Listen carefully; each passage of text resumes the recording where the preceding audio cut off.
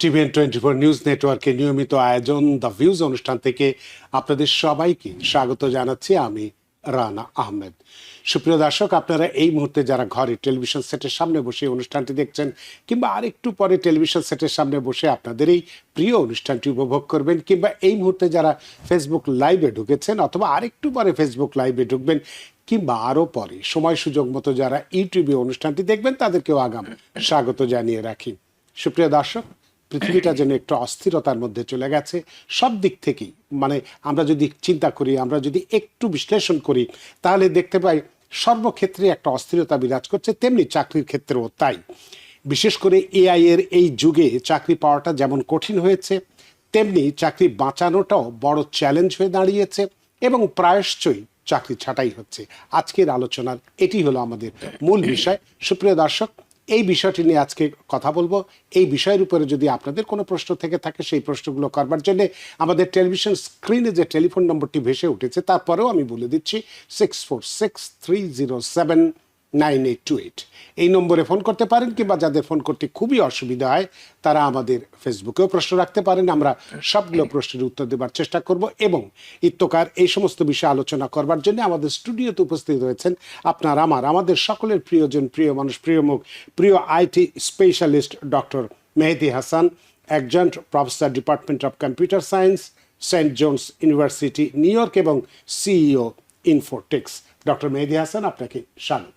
রানা ভাই, আপনাকে অসংখ্য ধন্যবাদ আমাকে আলোচনার সুযোগ করবার দেওয়ার জন্য। আপনাকেও অসংখ্য ধন্যবাদ। আমি জানি আপনি অনেক ব্যস্ত থাকেন, সব ব্যস্ততা উপেক্ষা করে আমাদের স্টুডিওতে উপস্থিত হয়েছেন এবং আজকের এই অস্থির বাজারে, বিশেষ করে চাকরির বাজারে আমাদের তরুণ তরুণীরা যেখানে হিমশিম খাচ্ছে, সেখানে বয়স্ক যারা আমরা আছি তাদের তো কথা বলাই যায় না যে আসলে কি হতে যাচ্ছে। এই এআই এর মানে অপূর্ব বা এআই এর একটা চমৎকার বিপ্লবের মধ্য দিয়ে, আমরা বলছি বিপ্লব, কিন্তু আর একদিকে আমাদেরকে যথেষ্ট ক্ষতির সম্মুখীন করছে চাকরির ক্ষেত্রে।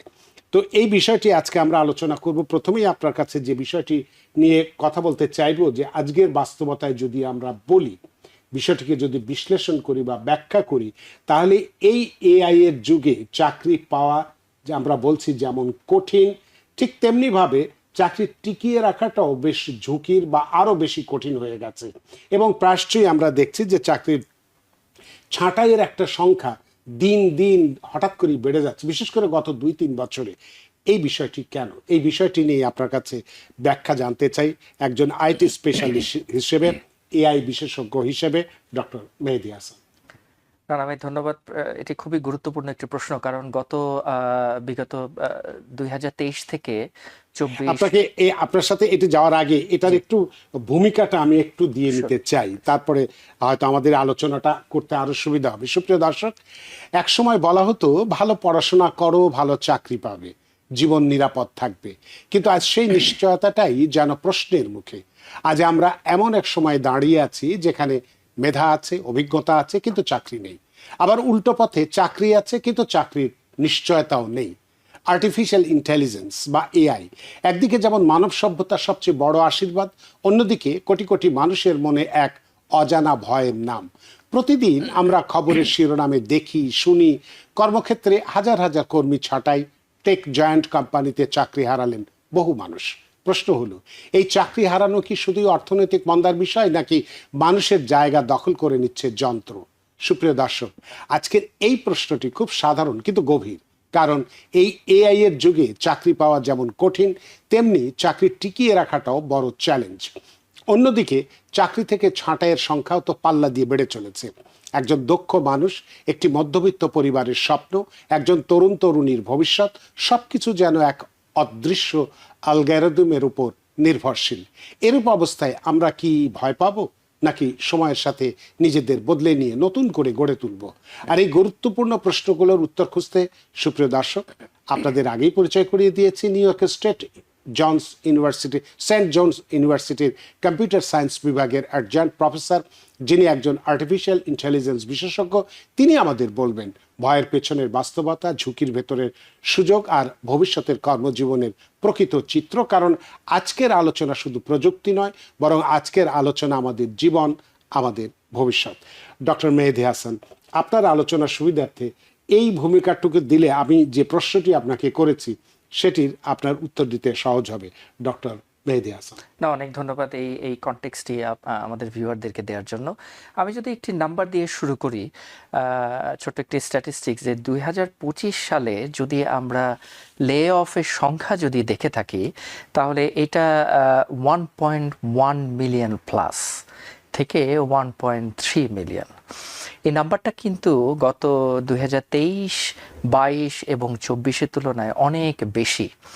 এটাকে যদি আমি একটু ব্রেকডাউন করার চেষ্টা করি, এটা আমি যে নাম্বারটা বললাম এটা সব কিছু মিলিয়েই, শুধুমাত্র এআই নয়, সব কিছু মিলিয়ে আরও অন্যান্য বিভিন্ন রিজনের জন্য আসলে জবগুলি, রোলগুলি লে অফ করা হয়েছে। শুধুমাত্র যদি আমি এআই এর ইম্প্যাক্টের কথা চিন্তা করে যদি আমি বলি, তাহলে 2025-এ 54,700 ডিফারেন্ট রকমের পজিশন এলিমিনেট করা হয়েছে বিভিন্ন ধরনের কোম্পানি থেকে। এটা 2023-2024-এ ছিল 16,300। একটু ডিফারেন্সটা যদি আমরা দেখি, যে 16,300 থেকে এটা বেড়ে দাঁড়ায় 54,700। এত বিপুল সংখ্যক যে নাম্বারটি এবং পজিশনগুলি এলিমিনেট করা হচ্ছে, ফায়ার করা হচ্ছে, লে অফ করা হচ্ছে, ডেফিনেটলি এটা তো একটা বড় ইম্প্যাক্ট আমাদের সোসাইটিতে রয়েছেই। পার্টিকুলারলি যদি আমি তথ্য প্রযুক্তি মার্কেটটার কথা বলি, তাহলে তো সেখানে রয়েছে। কিন্তু মজার বিষয়টা হচ্ছে যে এই যে লে অফগুলি হচ্ছে, তারপরে এই পজিশনগুলি কি আসলে থাকছে, নাকি ডিফারেন্ট রকমের পজিশন ক্রিয়েট হচ্ছে কোম্পানিগুলিতে, সেখানে একটু বোঝার ব্যাপার। কারণটা হচ্ছে যে আমাদের মার্কেটে যখন একটি পজিশন ওপেন হয়, সেখানে কিন্তু 15 বছরের যিনি এক্সপিরিয়েন্স, উনিও অ্যাপ্লাই করেন। আমাদের যারা স্টুডেন্ট, যারা 6 মাস আগে গ্র্যাজুয়েট করেছে, ফ্রেশার, তারাও কিন্তু অ্যাপ্লাইটা করে। তাহলে আসলে এই যে রেস, এই যে দৌড় প্রতিযোগিতা, এখানে আসলে কারা প্রাধান্য পাবে? কারণ আর্টিফিশিয়াল ইন্টেলিজেন্স কিন্তু আমাদের মার্কেটে অ্যাভেলেবল হয়েছে 2020-এর পর থেকে। যে টুলস টেকনোলজিগুলি এসেছে, এগুলো কিন্তু 2020-এর পর থেকে 3-4 বছর হলো, যেগুলি রাইট মার্কেটে আমাদের অ্যাভেলেবল হয়েছে এবং আমাদের হাতের মুঠোর মধ্যে এসেছে এগুলি ইউজ করার ব্যাপারে। তো আসলে যেটা বলছিলাম, যে এই বিপুল সংখ্যক যে লে অফ, এটা বিভিন্ন কারণেই আসলে হয়েছে। স্মল বিজনেস কোম্পানিগুলির একরকম কারণ, যেগুলি বিলিয়ন ডলার কোম্পানি, তাদের একরকম কারণ, বিভিন্ন কারণ জড়িত। তার মানে আপনি কি বলতে চাচ্ছেন যে এই যে ছাঁটাই বা লে অফ, যেটাই আমরা বলি না কেন, এটা কি শুধু এআই এর কারণে, নাকি একটি একটি বড় অর্থনৈতিক পরিবর্তনের অংশ হিসেবে আপনার কাছে মনে হচ্ছে? আসলে মিশ্র একটি এখানে কারণ রয়েছে। একটা হচ্ছে যে প্যান্ডেমিকের সময় আসলে টোটাল সিনারিওটা চেঞ্জ হয়ে যায় মার্কেটে, জব মার্কেটের। বিভিন্ন স্ট্যাটিস্টিক্স অথবা রিপোর্ট যদি আমরা দেখি, পার্টিকুলারলি ডিপার্টমেন্ট অফ লেবার থেকে যেগুলি পাবলিশ হয়েছে, অবশ্যই আমরা যেতে পারছিলাম না ইন পারসন, লোকজন চাকরি ছেড়ে দিচ্ছিল, একটা ভীতি কাজ করছিল যেহেতু হেলথ রিজনের কারণে। এই জন্য কোম্পানিগুলি তাদের প্রোডাকশনে ঘাটতি না হয় সেজন্য যেখানে 4 জন দরকার, সেখানে তারা 6 জন হায়ার করেছে। বাজেটটা তখন এত বড় ইস্যু ছিল না, তারা বাজেটগুলি স্প্লিট করে তারা 4 জনের জায়গায় 6 জন 7 জন পজিশনে নিয়ে নিচ্ছিল, কারণ আসলে বুঝতে পারছিলাম না আমরা কি হবে সামনে। এরপর যখন আস্তে আস্তে প্যান্ডেমিকের প্রভাবটা কিছুটা কমে গেল, তখন আমরা বুঝতে শুরু করলাম যে আসলে আমরা প্রচুর পরিমাণে হায়ার করে ফেলেছি, এবং এটা বিকট আকার ধারণ করে যখন আসলে অন্যান্য আর্থসামাজিক বিষয়গুলি চলে আসে। যেমন এই যে ট্যারিফ একটা ব্যাপার, একটা বড় ইম্প্যাক্ট ফেলে আমাদের জব মার্কেটে। তারপরে ইউনিভার্সিটিতে ইন্টারন্যাশনাল স্টুডেন্টদের আসার সংখ্যা কিন্তু আবার কমে গেল একটা সময়। রিসার্চের বাজেটগুলি কিন্তু কিছু কিছু জায়গায় কমিয়ে দেওয়া হলো। তার মানে মার্কেটটা কিন্তু টোটালি একটা ডিলেমা অবস্থায়, দোদুল্যমান অবস্থায় হয়ে গেল। একদিকে যেমন আর্টিফিশিয়াল ইন্টেলিজেন্স চলে আসলো, ডিমান্ড তৈরি হলো স্কিল সেট লোকের, আবার আরেকদিকে স্কিল সেট লোকের অভাবও তৈরি হলো। আমি যদি ছোট করে বলি যে আমাদের যেই কোম্পানিটা আমরা রান করি, সেখানে অবশ্যই টেকনোলজি কোম্পানি, আমরা অনেক সময় মানে যেই ধরনের লোক খুঁজছি, যে ধরনের স্কিল সেটের মানুষ খুঁজছি, আমরা পাচ্ছি না। সে কারণেই এই অবস্থাটা সৃষ্টি হচ্ছে। তাহলে আপনার কাছে যে এখন যে প্রশ্ন আমি করতে চাই, যে এআই কি তাহলে মানুষকে সরিয়ে দিচ্ছে? মানে আপনার যে যে কথাগুলো বললেন, যে এআই কি মানুষকে সরিয়ে দিচ্ছে, নাকি মানুষের কাজের ধরন পাল্টে দিচ্ছে বা বদলে দিচ্ছে? আসলে আমি বলবো যে কাজের ধরনটা পাল্টাচ্ছে এক অর্থে। তার কারণ আমরা যখন টাইপরাইটার ইউজ করতাম তখন এক ধরনের স্কিল সেটের মানুষ আমরা ডিপ্লয় করতাম। এখন যখন টাইপরাইটার থেকে সেটা কিবোর্ডে চলে আসলো, সেই সময় কিন্তু আবার আরেক ধরনের স্কিল সেটের মানুষ আমরা নিয়োগ দেওয়া শুরু করলাম, কারণ তখন স্পিডের ব্যাপারগুলি চলে আসলো। আগেও যদিও ছিল, কিন্তু কম্পিউটারের টাইপিং স্টাইলটা একটু অন্যরকম, আমি উদাহরণস্বরূপ বললাম। কিন্তু আসলে এখানে একটা বিষয় একটু সবসময় আমাদেরকে খেয়াল রাখতে হবে যে যদিও হয়তো প্রোডাক্টিভিটি ইনক্রিজের কারণে, কোম্পানির রেভিনিউ জেনারেট করার কারণে হয়তো অটোমেশন করা হচ্ছে, যেমন আজ 3 ঘন্টায় যে কাজটি আগে আমরা করতাম, এটা রোবোটিক্সের মাধ্যমে আমরা 20 মিনিটে কাজটা করতে পারি এবং ভুলের পরিমাণ অনেক অনেক কম। এটাকে আমরা বলি হিউম্যান এরর। হিউম্যান এরর থাকে সেখানেই যেখানে মানুষের টাচ থাকে, ভুলের সম্ভাবনা সেখানেই থাকে। তার মানে কোম্পানিরা তো অবশ্যই চাবে অন দ্য আদার হ্যান্ড যে আমার ভুলের সংখ্যা কমাই আমি, সেটার জন্য আমাকে অটোমেশন করতে হবে। তো অটোমেশন যখন হচ্ছে তখন কিন্তু জবের বা টাস্ক যেটা, সেটা কিন্তু ট্রান্সফর্ম হয়ে যাচ্ছে। তো ওই জায়গাটাই হচ্ছে চ্যালেঞ্জ আসলে মূলত, যে আমরা কি এই ট্রান্সফরমেশনের সময় নিজেদেরকে কোঅপ করতে পারছি কিনা, নিজেদেরকে খাপ খাওয়াতে পারছি কিনা, সেইখানেই হচ্ছে আমাদের দায়িত্বটা বেড়ে যাচ্ছে। তো এক্ষেত্রে আপনার কাছে যে বিষয়টা আর একটু মানে অনেকগুলো প্রশ্নই আছে আজকে আপনার কাছে আছে, তার আগে একটু বলে নিই, অনেক দর্শকই সুপ্রিয় দর্শক, আজকে আমরা এআই নিয়ে কথা বলছি এই অনুষ্ঠানে। অনেকেই আপনারা ইমিগ্রেশন নিয়ে প্রশ্ন করছেন, বিশেষ করে ফেসবুকে বা টেলিফোনে অনেকেই প্রশ্ন রাখছেন বা জানার চেষ্টা করছেন। আপনার বিশেষ করে এই গত পরশু অর্থাৎ 14 তারিখ বা কালকের মধ্যেও যে একটি খবর যেটা এসেছে, বাংলাদেশ সহ 75টি দেশে যে ভিসা কার্যক্রম স্থগিত করা হয়েছে, সেই বিষয়টি নিয়ে অনেকেই উদ্বেগের মধ্যে আছেন, অনেক কিছুই জানার জন্য চেষ্টা করছেন, আমাদেরকে ব্যক্তিগতভাবেও টেলিফোন করছেন, জানার চেষ্টা করছেন, ফেসবুকের মাধ্যমে চেষ্টা করছেন। আপনাদের সদাই জ্ঞাতার্থে একটু বলে দিতে চাই, এই বিষয়টি নিয়ে আজকের এই অনুষ্ঠানে আমরা আলোচনা করতে পারছি না, তবে আপনাদের সুবিধার্থে একটু বলে দিচ্ছি, আগামীকাল রাত 10টায় টিভিএন অ্যানালিসিস অনুষ্ঠানে এই বিষয়টি নিয়ে আমরা কথা বলবো একজন অ্যাটর্নির সঙ্গে। আপনারা যদি ওই সময় প্রশ্ন করেন, আপনাদের যে সমস্ত প্রশ্নগুলো আছে, তাহলে আগামীকাল অর্থাৎ শুক্রবার রাত 10টায় টিভিএন অ্যানালিসিস অনুষ্ঠানে এই বিষয়টির উপরে আমাদের কমিউনিটির মানুষজন যে উদ্বেগের মধ্যে আছেন, সেই উদ্বেগটাকে সরানোর জন্য, বিশেষ করে কি কারণে এতটা ভয় পাওয়ার আদৌ কোনো কারণ আছে কিনা, এই বিষয়টি ব্যাখ্যা করার জন্য আমরা আগামীকাল রাত 10টায় টিভিএন অ্যানালিসিস অনুষ্ঠানে একজন অ্যাটর্নি থাকবেন। তার কাছে যদি জিজ্ঞাসা প্রশ্ন থাকে তাহলে করবেন, প্রশ্নের উত্তর দিতে আমাদের সুবিধা হবে। একটা প্রশ্ন এসেছে, Roni Arif, what is most demanding in AI sector? এই প্রশ্নটির উত্তর দিয়ে তারপর আবার আপনার কাছে প্রশ্ন যাবে। আমি প্রথমত ধন্যবাদ ওনাকে প্রশ্নটি করার জন্য। আসলে আমি যদি প্রশ্নটি বুঝে থাকি যে কি ধরনের সেক্টর ডিমান্ড করবে, আসলে কয়েকটা সেক্টর আছে। প্রথমত আমরা বলে থাকি বারবার যে থিওরির চাইতে হ্যান্ডস অন এক্সপিরিয়েন্স বা স্কিল ট্রেড যেগুলি আছে, সেগুলির ভ্যালু কিন্তু আস্তে আস্তে বাড়বে। এটা আগেও ছিল, সামনে কিন্তু আরও বাড়বে।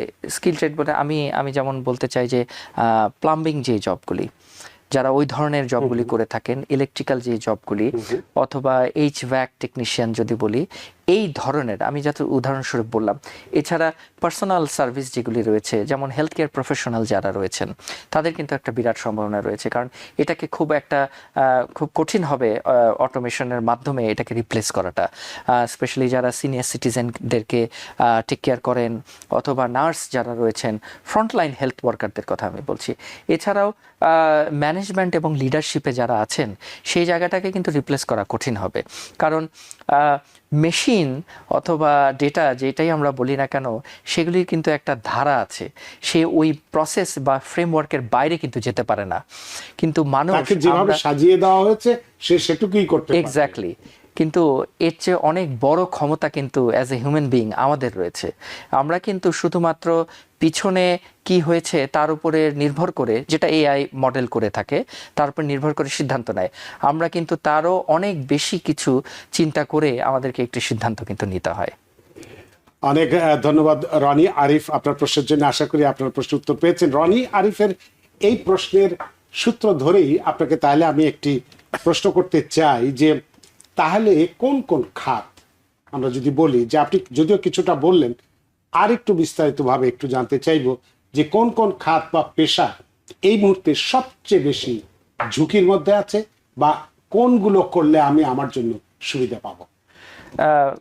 ইন্টারেস্টিং এবং এটা গুরুত্বপূর্ণ প্রশ্ন, কারণ সবাই তো আসলে আমরা যারা ইন্ডাস্ট্রিতে রয়েছি কম বেশি সবাই যে যেই পজিশনে রয়েছি একটু একটু ডিলেমাতে থাকতে হয়। সেটা পার্মানেন্ট জবই হোক অথবা কন্ট্রাক্ট হোক অথবা কনসালটেন্সি হোক, যে কোনো হোক না কেন। আমি বলবো যে কয়েকটা সেক্টর অলরেডি আইডেন্টিফাইড, যেই সেক্টরগুলিতে বড় ইম্প্যাক্ট ফেলছে। একটা যদি আমি বলি কাস্টমার সার্ভিস, স্পেশালি যারা কল সেন্টার এজেন্ট রয়েছেন, যারা বেসিক সাপোর্ট দিয়ে থাকেন বিভিন্ন প্রোডাক্টের সার্ভিসের, এই ধরনের জবগুলি একটু ঝুঁকির মুখে। তার কারণ হচ্ছে আসলে মেশিনই এখন এই কাজগুলি করতে পারে এবং সরাসরি প্রশ্নগুলি নিতেও পারে, উত্তরও কিন্তু ওইভাবে দিতে পারে। রিটেল এবং ই কমার্সের ক্ষেত্রেও এটা একটা বড় নেগেটিভ ইম্প্যাক্ট ফেলবে, স্পেশালি ক্যাশিয়ার, আপনার ফ্লোর সুপারভাইজার, ইনভেন্টরি ক্লার্ক, এই ধরনের জবে যারা রয়েছেন, এগুলি একটা সময় অসুবিধা হবে। অ্যাডমিনিস্ট্রেটিভ ওয়ার্ক যেগুলি রয়েছে সেই জায়গাতেও একটা সময় ইম্প্যাক্ট পড়বে। তার কারণ অ্যাডমিনিস্ট্রেশনে যারা রয়েছেন যে ধরনের কাজগুলি করেন, আসলে এই ধরনের কাজগুলি একটা রোবট খুব ইজিলি, খুব কম সময়ের মধ্যেই কিন্তু আপনাকে ম্যাক্সিমাম এফিসিয়েন্সি রেজাল্ট আপনাকে প্রডিউস করতে পারবে। তাহলে আসলে আমার তো 50,000 বা 40,000 দিয়ে একজনকে রাখার দরকার নাই, সেখানে যদি আমি একটা মেশিন বসায় দিতে পারি। কিয়স্ক আমি বিভিন্ন জায়গায় দেখেছি। জাপানের কথা যদি আমি বলি, সেখানে ব্যাংকে যখন আমরা যাই, আমরা দেখেছি ব্যাংকে হয়তো বা বেসিক যেই কাজগুলি অপারেশন, তার 20% একটা রোবটই করতে পারে। তাকে রিসিভ করা থেকে শুরু করে, তাকে টিকিট দেওয়ার থেকে শুরু করে এবং চেক বই ইস্যু করা থেকে এই কাজগুলি করে থাকে। ডিটেইলে যখন যাই তখন আমরা মানুষের হাতে লাগছে। তাহলে আপনার কথা অনুসারে তাহলে এই প্রশ্নের প্রেক্ষিতে প্রশ্ন যেটা আমি করতে চাই যে এআই কি তাহলে সব ধরনের কাজই মানুষের চেয়ে ভালো করতে পারবে, নাকি এমন সব কাজ আছে যেগুলো মানুষের ছোঁয়া ছাড়া কোনোভাবেই সম্ভবপর না? আমি একটি উদাহরণ দেই। আমি কিছুদিন আগে আমার সুযোগ হয়েছিল NYU-তে একজন ডক্টরের সাথে আলাপ করার। উনি রোবোটিক সার্জারিতে ওয়ার্ল্ড র্যাঙ্কিংয়ে প্রতি বছরই 1 থেকে 3-এর ভিতরে থাকেন। উনি একজন জাপানিজ আমেরিকান ডক্টর। ওনার সাথে যখন কথা হচ্ছিল তখন উনি বলছিলেন প্রতিদিনই অলমোস্ট ওনাকে এখানে নিউ ইয়র্কে বসে সার্জারি করতে হয় সাউথ এশিয়াতে, সার্জারি করতে হয় ইউরোপে, সার্জারি করতে হয় আফ্রিকাতে। রোবোটিক যেই সেট আপটি রয়েছে, ইনফ্রাস্ট্রাকচার রয়েছে, তার মাধ্যমে। মানে উনি আমেরিকায় আছেন কিন্তু সার্জারি হচ্ছে বিভিন্ন দেশে এবং নিখুঁত সার্জারি, যার কারণে উনি হয়তো প্রতি বছরে ওয়ার্ল্ড র্যাঙ্কিংয়ে একটা নাম্বারে থাকেন। তার মানে দেখুন, এখনও কিন্তু আমরা সেই জায়গাটায় যাইনি যেখানে আমি জ্ঞান ফিরে আমার হসপিটালের বেডে দেখব একটি রোবট আমাকে মাথায় হাত বুলিয়ে দিচ্ছে। আমরা কিন্তু মানুষ হিসেবে এখনও সেইভাবে প্রস্তুত নই। আমরা চাই যে আমি যদি অসুস্থ হই, হসপিটালের বেডে থাকি, তাহলে চোখ খোলার পরে আমারই আত্মীয় স্বজন, আমারই বন্ধুবান্ধব কেউ পাশে রয়েছে। রোবটকে দেখার মতো এখনও পর্যন্ত আমাদের সেই বাস্তবতাটি আসেনি। উদাহরণটি যে কারণে দিলাম সেটা হচ্ছে যে রোবট বা এই মেশিনগুলিয়া, এআই, এগুলি থাকতে পারে মাঝামাঝি ডিসিশন মেক করার ক্ষেত্রে, ভুলগুলি এড়ানোর জন্য, প্রোডাক্টিভিটি বাড়ানোর জন্য, কিন্তু মানুষের কিন্তু টাচটা এখনো রয়ে গেছে। আমরা শেষ পর্যন্ত একজন ডক্টরের মুখ থেকে ডিসিশনটা শুনতে চাই। তাহলে সেক্ষেত্রে আপনার কাছে এই প্রশ্নের প্রেক্ষিতে এই প্রশ্ন যে আমরা তো এআই এর কথা বললেন, আপনি একজন ডাক্তারের উদাহরণ দিলেন যে সে আমেরিকায় বসে পৃথিবীর বিভিন্ন জায়গায় রোবটের মাধ্যমে অপারেশন করছে। তাহলে মানুষ কোন কোন ক্ষেত্রে এই দক্ষতার এখনো বা দক্ষতার পরিমাপে বা ব্যারোমিটারে এআই এর চেয়ে এগিয়ে আছে বলে আপনি মনে করছেন? যেটা আমি বললাম রানা ভাই, সেটা হচ্ছে যে ডিসিশন মেক করার যে ক্ষমতাটা, সেই জায়গাটায় মানুষ আমার মনে হয় এখনো এগিয়ে রয়েছে। যেই জায়গাটায় এআই আমাদেরকে হেল্প করছে তা হচ্ছে যে বিভিন্ন ধরনের, আমরা যেটা বলে থাকি যে আমরা যখন ডেটা কালেক্ট করি র ডেটা ফিল্ড থেকে, তখন সেটা থাকে, সেখান থেকে আমরা কোনো ডিসিশন মেক করতে পারি না। আমরা যখন র ডেটাটাকে প্রসেস করি বিভিন্ন সফটওয়্যার, বিভিন্ন টুলের মাধ্যমে, আমরা সেখান থেকে ইনফরমেশনটা পাই। ইনফরমেশন আমরা বিভিন্নভাবে আমরা প্রেজেন্ট করি বিভিন্ন ডিসিশন নেওয়ার জন্য, কিন্তু আলটিমেটলি এই ইনফরমেশনটাকে প্রসেস করে কিন্তু আমরা নলেজটা পাই। আমাদেরকে আসলে যেই বিভিন্ন রকম টুলস টেকনোলজি দেখছি, ইনক্লুডিং এআই, এই এআই কিন্তু আসলে এই 3টা ধাপ কমপ্লিট করে শেষ পর্যন্ত আমাদেরকে নলেজটা দিতে সহায়তা করে, কিন্তু ডিসিশনটা কিন্তু শেষ পর্যন্ত আপনার হাতে। সেটাই বলছিলাম যে এক্ষেত্রে তো রোবট বা এআই কোনোভাবেই মানুষের দক্ষতার উপরে যেতে পারবে না, কোনোভাবেই না। কারণ আমরাই কিন্তু এই প্রযুক্তিগুলিকে প্রযুক্তিগুলো তৈরি করেছি করেছি। এবং আমরাই মার্কেটে ইন্ট্রোডিউস করছি, আমরা ডেভেলপ করছি। আপনার কাছে একটু চাকরির বিষয়ে আসতে চাই। অনেকেই মনে করেন যে একটা ডিগ্রি আছে, ডিগ্রি থাকলেই হয়তো একটা ভালো চাকরি পাওয়া যায়। তো এক্ষেত্রে যে ডিগ্রি থাকলেই কি এখন চাকরি পাওয়া সম্ভব, নাকি স্কিলটা বেশি এখন দরকার পড়ছে এআই এর যুগে? আচ্ছা, আমরা বিশ্ববিদ্যালয় থেকে প্রতি সময় বিভিন্নভাবে স্টুডেন্টদেরকে মেন্টর করে থাকি, এবং মেন্টরশিপের একটা বড় জায়গাটি হচ্ছে যে আসলে আমি কিভাবে প্রস্তুতি নেব আমার চাকরির জন্য। এখনকার সময়ের ফাইটটা কিন্তু গত 10 বছর আগের ফাইটটা, যেটা জব মার্কেটের ফাইটের কথা বলছি, একরকম না, এটা কিন্তু টোটালি ডিফারেন্ট। 10 বছর আগে একটা রেজুমি এনাফ ছিল। একটা চাকরির জন্য একটা রেজুমি, বেশি হলে একটা কাভার লেটার। অনেক সময় কাভার লেটার জরুরি ছিলও না, আমরা কেউ দিলে দিতাম, না দিলে নাই, রেজুমিটা চলে যেত। এখনকার সময়ে আসলে রেজুমিটা কোনোভাবেই এনাফ না। একটা রেজুমিতে যে ধরনের ইনফরমেশন থাকার কথা, আমি সে ধরনের ইনফরমেশন যদি যোগও করি তারপরও এনাফ না। তার কারণ হচ্ছে কোম্পানিগুলি আসলে দেখতে চায়, রেজুমি তো একটা টিপিক্যাল তার স্ট্রাকচারের মধ্যে রয়েছে কথাবার্তাগুলি, কোম্পানিগুলি আসলে দেখতে চায় যে হ্যান্ডস অন এক্সপিরিয়েন্স তার কি রয়েছে, সে কি কি সফটওয়্যার ইউজ করেছে, তার সে যদি এক্সপিরিয়েন্সড হয়ে থাকে তার আগের কোম্পানিতে অথবা তার আগের কোম্পানিতে কি ধরনের প্রজেক্টগুলি করেছে। এইগুলিকে সামগ্রিকভাবে আমরা বলে থাকি যে প্রজেক্ট পোর্টফোলিও বা আমার নিজস্ব একটা পোর্টফোলিও।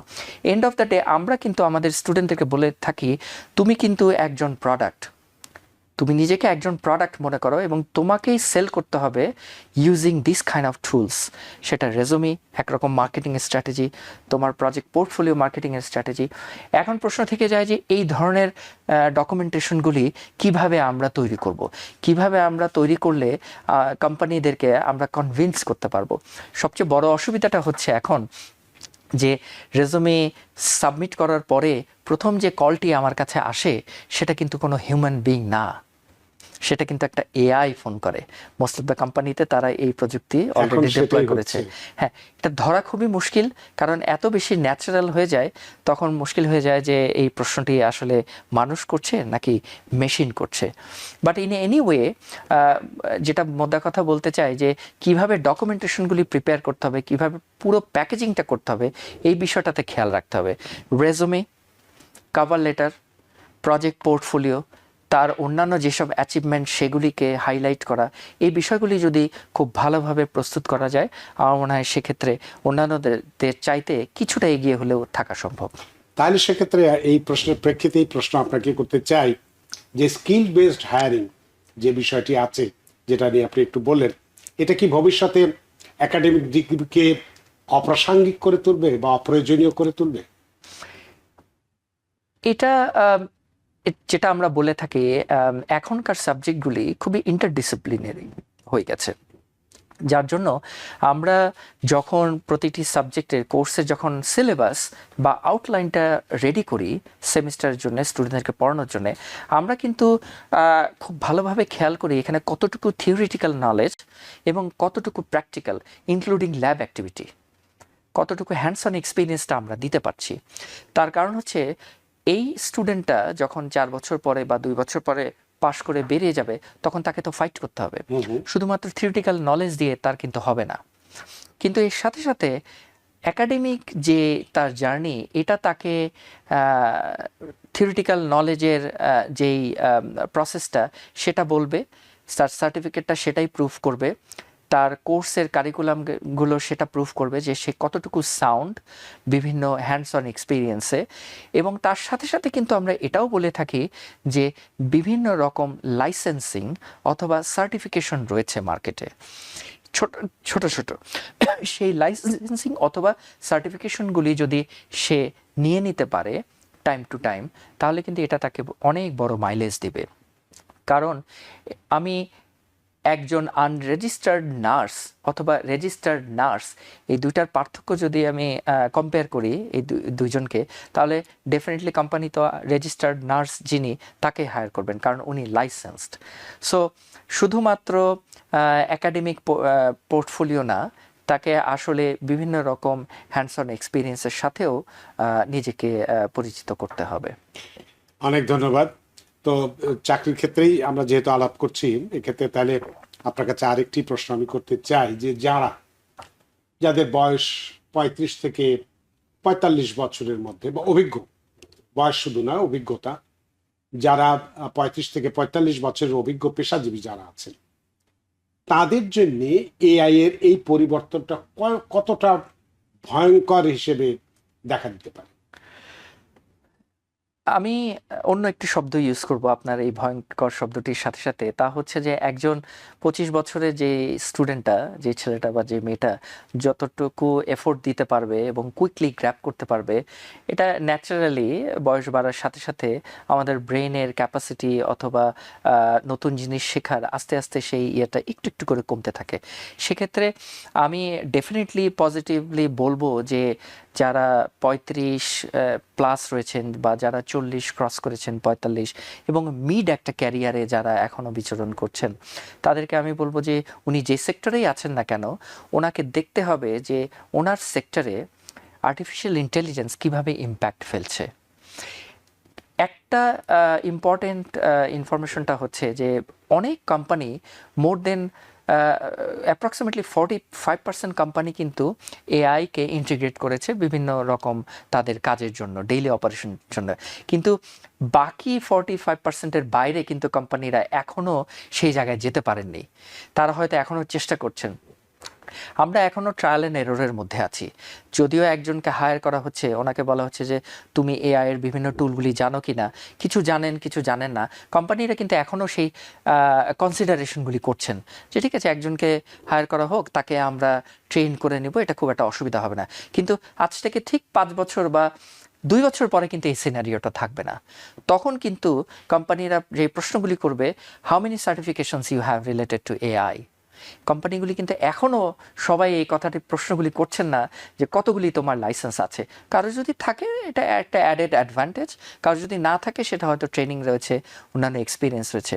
তো আমি যেটা বলবো যে 35, 40 বা 45-এ যারা রয়েছেন, তারা একটু দেখার চেষ্টা করুন, একটু এক্সপ্লোর করুন যে এআই তাদের সেক্টরে কিভাবে এটাকে ইম্প্যাক্ট ফেলছে, এবং শুরুটা করা খুব ইম্পর্ট্যান্ট। এটা ছোট্ট একটি টুল দিয়ে, এখন ডিভাইস তো আমাদের সবার হাতে, মোর দেন একটা ডিভাইস আমরা ইউজ করি, ফোন অথবা ল্যাপটপ অথবা অন্য কিছু। এই ডিভাইসগুলিতে আপনি যে ধরনের কাজ করেন সেই ধরনের software, AI centric software install করুন, একটু প্লে অ্যারাউন্ড করুন, একটু দেখুন কি বোঝা যায় কি বোঝা যায় না। অনেক ধন্যবাদ। রনি আরিফ আরেকটি প্রশ্ন করেছেন, এআই বা এমএল দুটাই ইন AWS অথবা Azure, AZURE, are both most competitors current time. So, which one is better to learn? দেখুন, এই অ্যাজিউর অথবা AWS এটা একদিকে, এবং মেশিন লার্নিং অথবা আর্টিফিশিয়াল ইন্টেলিজেন্স এটা একদিকে। আসলে এগুলি প্রত্যেকটা কোম্পানিরই কিন্তু একটা বিভিন্ন রকম প্রোডাক্ট, কোনোটা মাইক্রোসফটের, কোনোটা অ্যামাজনের, এবং দিন শেষে কিন্তু সবাই অলমোস্ট একই রকম সার্ভিস প্রোভাইড করেন। বিভিন্নভাবে আমরা এটাকে আমাদের দৈনন্দিন জীবনে কাজে লাগাতে পারি। আপনি একটাও যদি শিখেন, একটা টেকনোলজিও যদি আপনার আয়ত্তে আনতে পারেন, সেটা অ্যাজিউর হোক অথবা AWS হোক, আপনি কিন্তু বিরাট একটা কনফিডেন্ট পাবেন। আপনি বসে না থেকে অথবা খুব এটাকে ডিপলি চিন্তা না করে যে আসলে কোনটা শিখলে ভালো হবে, কোনটার দাম বেশি মার্কেটে, এগুলি সবগুলিরই দাম আছে মার্কেটে। আপনি যদি ক্লাউডের কথা বলেন, অনেকে ওরাকলের ক্লাউড শিখে থাকে, ট্রেনিং নিয়ে থাকে। বেসিক জিনিসগুলি কিন্তু একই। আসলে বিভিন্ন কোম্পানি বিভিন্নভাবে এটাকে সেট আপ করেছে। আসলে আমি যেটা বলবো যে সবগুলির মার্কেটে দাম রয়েছে, যিনি প্রশ্নটি করেছেন, এবং আপনি যে কোনো একটা আসলে মানে ট্রেনিং নিয়ে আপনি সেটাতে মাস্টার হয়ে যান।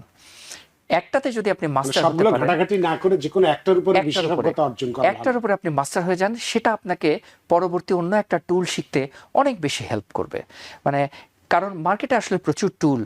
আসলে আমাদের একটু কনফিউজড হওয়ারও যথেষ্ট কারণ রয়েছে, কোনটা ভালো হবে, কোনটাতে চাকরি বাজারটা বেশি, স্যালারিটা বেশি। আমি বলবো যে আসলে আপনি যে কোনো একটাতে আপনি মাস্টার হয়ে যান।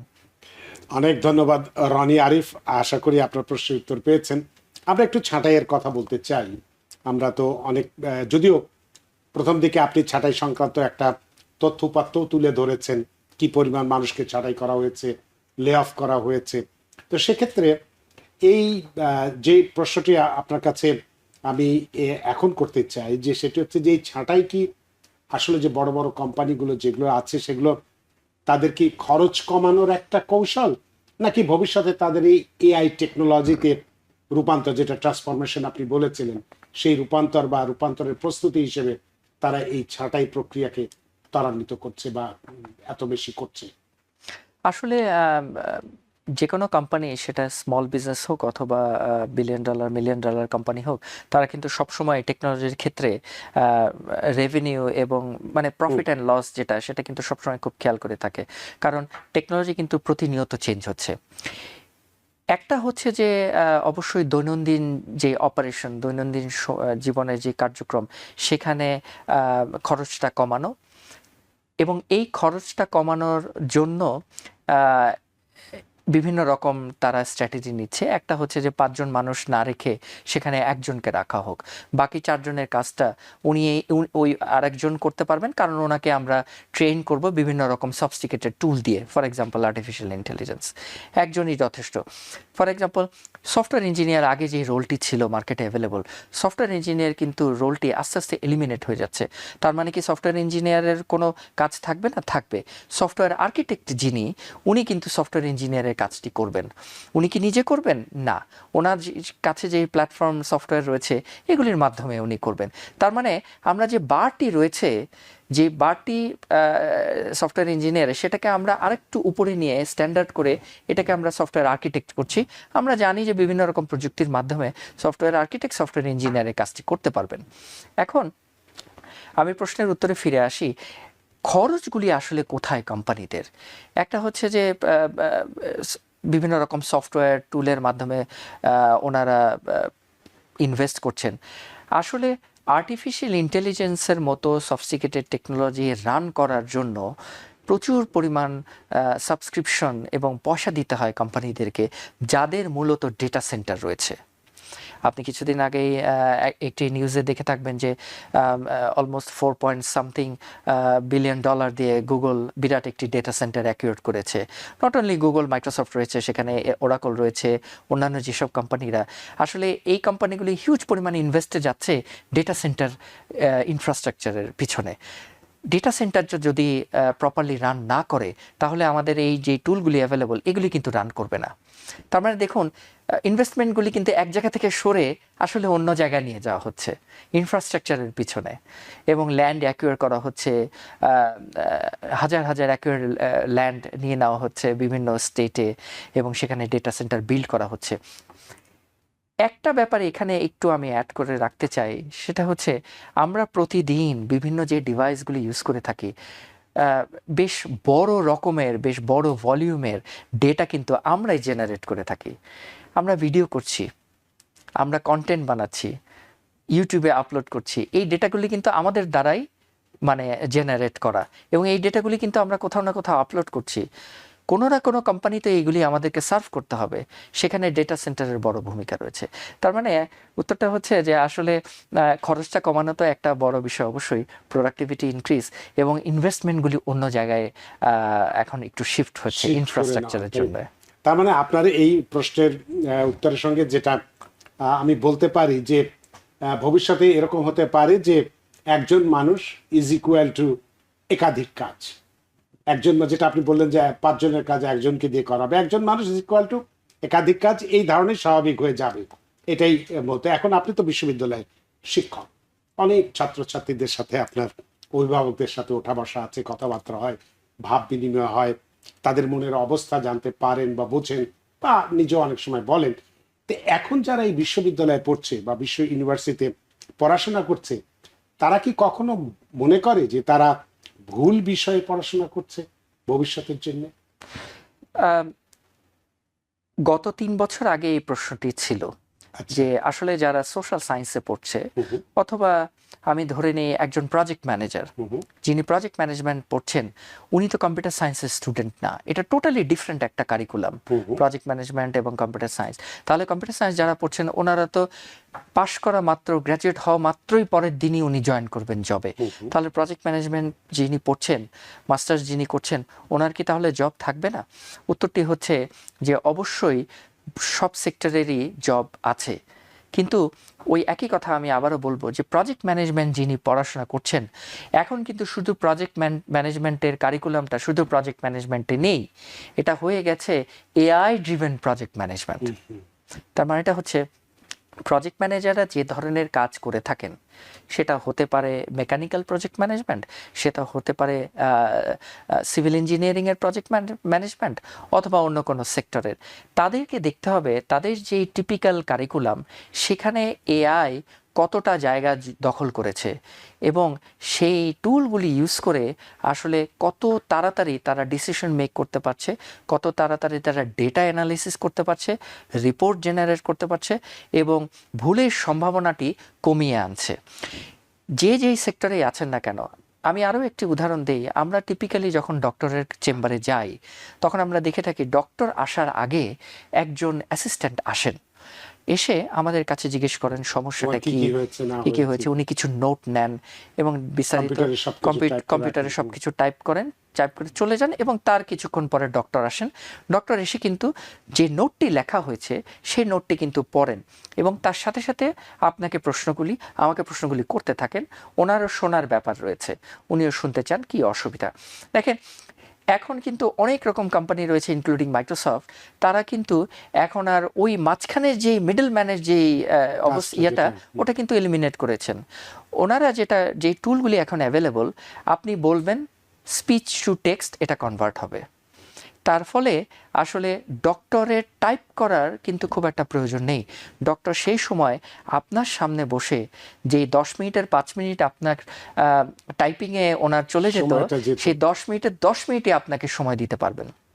উপকারটা কোথায়? একটা হচ্ছে আপনার ভিতরে যেই ভয়টা, ডক্টরের সাথে 10 মিনিট কথা বলে আপনি সেই কনফিডেন্টটা পেলেন। ডক্টর আমাকে সময় দিয়েছে, ডক্টর টাইপ করছে একদিকে, কথা বলছে আর একদিকে, আপনি আর একদিকে, এই যে পরিস্থিতিটা, এটা কিন্তু আর থাকছে না। আপনাকে সময় দিচ্ছে, এআই যে টুলটা সেটা কিন্তু নির্ভুলভাবে লিখে নিচ্ছে এবং এই নোটটা কিন্তু থেকে যাচ্ছে ওইখানে। তো এইভাবেই আসলে টুলগুলি কিন্তু বিভিন্ন সেক্টরে আমাদেরকে এফিসিয়েন্সি বা কাজের ইমপ্রুভমেন্টে সহায়তা করছে। আমাদের হাতে সময় নেই, আর একটি প্রশ্ন আপনার কাছে আমি করব, বিশেষ করে যেহেতু আপনি একজন শিক্ষক, শুধু শিক্ষক নিয়ে একজন আর্টিফিশিয়াল ইন্টেলিজেন্সের উপরে বিশেষজ্ঞতা অর্জন করেছেন, সেই পার্সপেক্টিভে আপনার কাছে যে প্রশ্নটি আমি করতে চাই সেটা হচ্ছে যে কোন কোন স্কিলগুলো শিখলে আগামী 5-10 বছর আমি মনে করব যে আমার চাকরিটি নিরাপদ থাকবে? এখনকার এই প্রজন্ম বা নতুন জেনারেশন যারা আছে তাদের জন্য এই প্রশ্নটি। একটা ব্যাপার আমি যেটা কমনলি দেখি আমার আশেপাশে, সেটা হচ্ছে টুলগুলি যদিও আমাদের কাছে অ্যাভেলেবল, কিন্তু আমরা কিন্তু এই টুলগুলি থেকে ম্যাক্সিমাম যেই রেজাল্টটা, ম্যাক্সিমাম যেই বেনিফিটটা নেওয়ার কথা ছিল সেই বেনিফিটগুলি কিন্তু আমরা নিতে পারছি না। আমি যদি খুব সিম্পল উদাহরণ দেই যে ওপেন এআই যে প্রোডাক্টটি চ্যাটজিপিটি, আমরা অনেকেই হয়তো ফ্রি ভার্সন বা সাবস্ক্রিপশন করে আমরা ইউজ করি, কারণ ওখানে যাই কিছু লিখি না কেন আমি উত্তরটি পেয়ে যাই। কিন্তু এই লেখাটারও কিন্তু একটা কায়দা রয়েছে, লেখাটারও কিন্তু একটা প্রসেস রয়েছে, যেটাকে আমরা বলি প্রম্পট ইঞ্জিনিয়ারিং। আমরা যা লিখে থাকি এটাকে বলি প্রম্পট। আমি যদি জানি, আমি যদি বুঝতে পারি, আমি যদি শিখতে পারি যে এই লেখার যে ধারাবাহিকতাটা, লেখার যে ফরম্যাটিংটা, এটা কিভাবে লিখলে আমি ম্যাক্সিমাম আউটপুটটা এই চ্যাটজিপিটি বা এই প্রোডাক্টের কাছ থেকে পাবো, আমার কিন্তু এফিসিয়েন্সি অনেক অনেক গুণ বেড়ে যাবে। আমি আপনার প্রশ্নের উত্তরে এটাই বলবো যে আসলে যেই টুলগুলি অ্যাভেলেবল রয়েছে, সঠিকভাবে ব্যবহারের নিয়মাবলী এটা একটু জানতে হবে। শুধু টুল ইউজ করলেই হবে না, আমি কি আসলেই এটা প্রপারলি ইউজ করছি কিনা, এবং আরও কিভাবে আমি এখান থেকে ম্যাক্সিমাম বেনিফিটটা নিতে পারি। ইউটিউবে অসংখ্য ওপেন ফ্রি টিউটোরিয়াল রয়েছে, বিভিন্ন আলাদা থার্ড পার্টি প্ল্যাটফর্ম রয়েছে যেখানে সাবস্ক্রিপশন ছাড়াই আমরা ট্রেনিংগুলি করতে পারি। তাছাড়াও যারা সাবজেক্ট ম্যাটার এক্সপার্ট রয়েছেন তাদের সাথে কমিউনিকেট করুন। আমি তো আমার স্টুডেন্টদেরকে সবসময় আমার ফোন নাম্বার সবসময় দিয়ে রাখি, যে আমাকে যে কোনো সময় কারণ যোগাযোগ করতে, কারণ এই টেকনোলজি, এই সফিস্টিকেটেড টেকনোলজির সময় বিভিন্ন প্রশ্ন আসবে যেগুলি আমাদের উচিত এই প্রশ্নগুলির উত্তর দেয়া, এবং কমিউনিটিতেও আসলে যদি আমরা এই ধরনের হেল্প যদি করে থাকি তাহলে আমার মনে হয় কমিউনিটি উপকৃত হবে, আমরা অনেক ভালো একটি বেনিফিট পাবো। 30 সেকেন্ডের মধ্যে আপনার কাছে শুধু জানতে চাই, 30 সেকেন্ড, যে এআই এর এই পরিবর্তন কি আমাদের জন্য ভয় পাওয়ার বিষয় নাকি প্রস্তুত হওয়ার আহ্বান? 30 সেকেন্ড। এখনো আমি বলবো যে এটা আমাদেরকে প্রস্তুত হওয়ার আহ্বান জানাচ্ছে, তবে যদি আমরা প্রস্তুত না হই, সময় মতো যদি আমরা সেটা বুঝতে না পারি চাহিদাটা, তাহলে এটা ভয়ের কারণ হয়ে এক সময় না এক সময় দাঁড়াবে, আমার ভবিষ্যতের উপরে একটা প্রবলেম সৃষ্টি করবে। অনেক ধন্যবাদ ডক্টর মেহেদী হাসান, আপনি খুব চমৎকার ভাবে আজকে এআই এর যুগে চাকরি পাওয়া কঠিন নাকি বাঁচানোটাই বড় চ্যালেঞ্জ এই বিষয়টি এবং চাকরির মোটামুটি বিষয়গুলোকে আমরা উপস্থাপন করতে পেরেছি, এবং আপনার এই চমৎকার আলোচনার মধ্য দিয়ে নিশ্চয়ই আমি যেমন ঋদ্ধ হয়েছি, প্রাণিত হয়েছি, তেমনি আমাদের দর্শকরাও হয়েছেন। আপনাকে অসংখ্য ধন্যবাদ। হ্যাঁ ভাই, আপনাকে অসংখ্য ধন্যবাদ এবং ভিউয়ারদেরকে অসংখ্য ধন্যবাদ অনুষ্ঠানটি দেখবার জন্য। আপনাকে আবারও ধন্যবাদ। সুপ্রিয় দর্শক, এতক্ষণ আমরা এআই এর যুগে, যেহেতু বর্তমান যুগটা এআই এর যুগে চাকরি পাওয়া কঠিন নাকি চাকরি বাঁচানোই বড় চ্যালেঞ্জ, এই বিষয়টি নিয়ে বিস্তারিত কথা বলেছি। আশা করি আজকের অনুষ্ঠান আপনাদের যথেষ্ট ভালো লেগেছে। সুপ্রিয় দর্শক, যে যেখানেই থাকুন, ভালো থাকুন, সুস্থ থাকুন, নিরাপদে থাকুন টিভিএন 24 নিউজ নেটওয়ার্কের সাথেই। শুভরাত্রি। টিভিএন 24 টেলিভিশন দেখতে আজই কল করুন 7187776556। লগ ইন করুন www.totalcablebd.com। নিউ ইয়র্ক থেকে সম্প্রচারিত টিভিএন 24 টেলিভিশন বিশ্বজুড়ে বাঙালির কণ্ঠস্বর।